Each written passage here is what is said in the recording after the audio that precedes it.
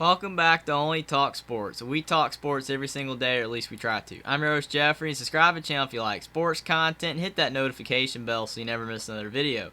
Now, the Myrtle Beach Bowl is between the Uconn Huskies and the Marshall Thundering Herd. Who do I think is going to win this bowl game? Let's break it down. Now, Uconn's had a fantastic season this year, only going 6-6, but for Uconn, that is fantastic because the year prior they went 1-11, and they've had a massive turnaround with Jim Mora at head coach, and they've had a really good season for their standards.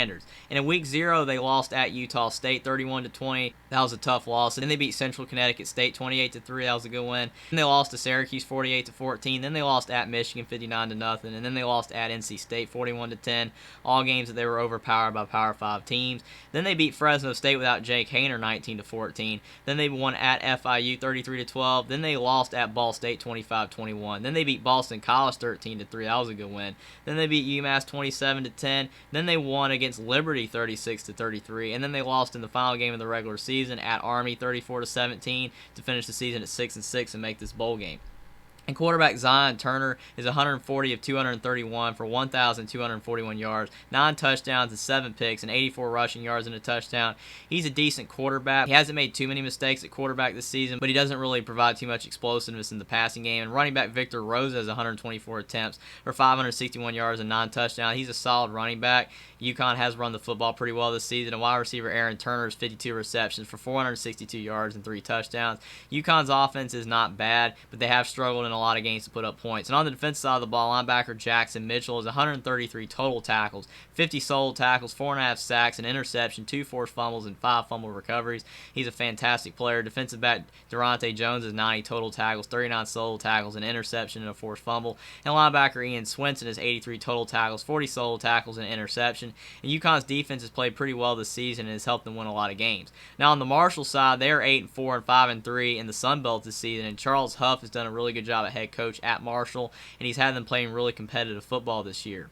And Marshall beat Norfolk State 55-3 in week 1. That was a good win. Then they won at Notre Dame 26-21 in their best win of the season. Then they lost at Bowling Green 34-31. That was a tough loss. Then they lost at Troy 16-7. Then they beat Gardner Webb 28-7. Then they lost to Louisiana Lafayette 23-13. Then they beat James Madison on the road 26-12. That was a good win. Then they lost to Coastal Carolina 24-13 at home.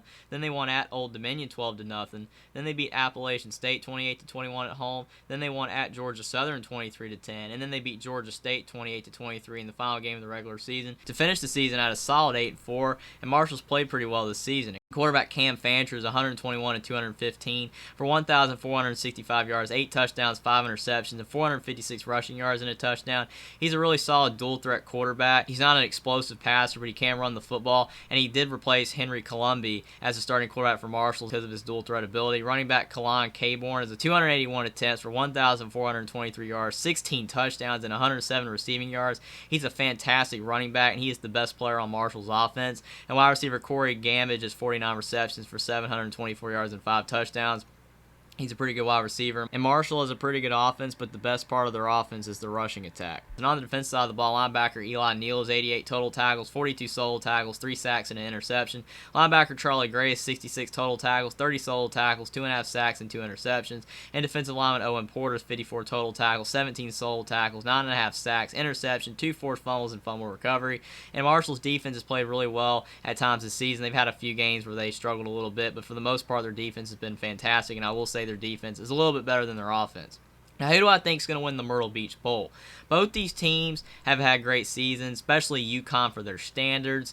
But if you look at both teams and you look at both sides of the ball, Marshall has a really solid offense, especially on the ground, and Marshall's defense has played really well this season, and they have that great win at Notre Dame, and Charles Huff has done a fantastic job at head coach, making adjustments and helping Marshall when they had a rough skid in the middle of the season to turn it around and win their last 4 games. And again, Uconn with Jim Mora at head coach, he's done a fantastic job to turn Uconn around from one of the worst FBS programs to a solid team.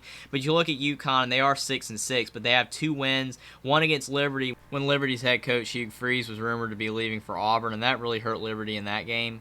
And Uconn also beat Fresno State without quarterback Jake Haener. So if you take those two things out of the way, UConn could be 4-8. I'm not taking anything away from UConn's turnaround, but still, UConn is a team that does struggle on offense, and their defense has improved and their offense has improved, but they're still a team that really struggles to compete against better opponents. And Marshall is a team that UConn can beat, but I'm going to go with Marshall to beat UConn 24-21 in the Myrtle Beach Bowl. I think UConn can win this game. They have improved on both sides of the ball. Jim Mora has done a fantastic job as the UConn head coach this year, but I think Charles Huff just has a better football team right now. Marshall is just ahead of UConn right now. They've had a really good season on offense and defense, especially on defense, and I think Marshall's going to really want to show up to win this game. Both teams, none of them have opt-outs, which is really good.